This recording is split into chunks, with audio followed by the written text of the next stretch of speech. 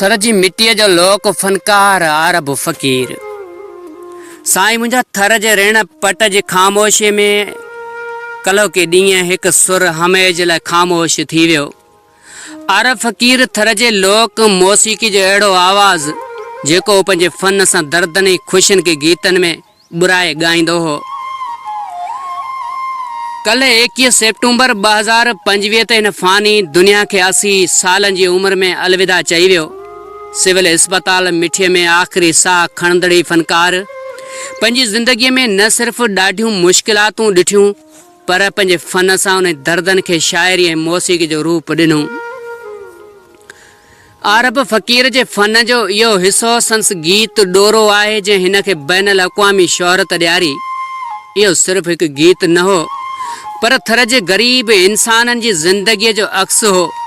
ॾोरो अकेलाइप मोहबत ऐं उमीद जो अहिड़ो दास्तान आहे जंहिंमें थर जे औरतनि जी जुदाईअ जो दर्द बि शामिल आहे। संसी गीत परदेस में परिणायल नियाणियुनि जे अहसासनि खे ताज़ो करे थो, जिन खे पंहिंजे घर माउ पीउ ऐं भाइरनि खां परे रहणो पवे थो। किश्ती दौर 1980 खां वठी 2000 ईस्वी में अरब फ़कीर जे आवाज़ जो जादू चइनी तरफ़नि ते छायल हो। संस ॻायल सिंधी ऐं ढाटकी ॿोलीअ जा गीत हर घर में ॿुधा वेंदा हुआ।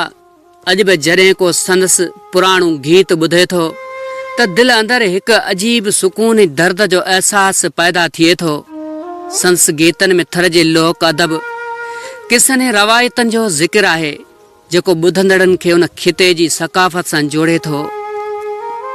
हीउ फ़नकार जेको इंतिहाई गुरबत में पंहिंजी ज़िंदगी गुज़ारे वियो, माली लिहाज़ खां त ग़रीब हो पर फ़न जी दौलत ऐं दिलि जी अमीरीअ में हू बादशाहनि खां बि वधीक अमीर हो।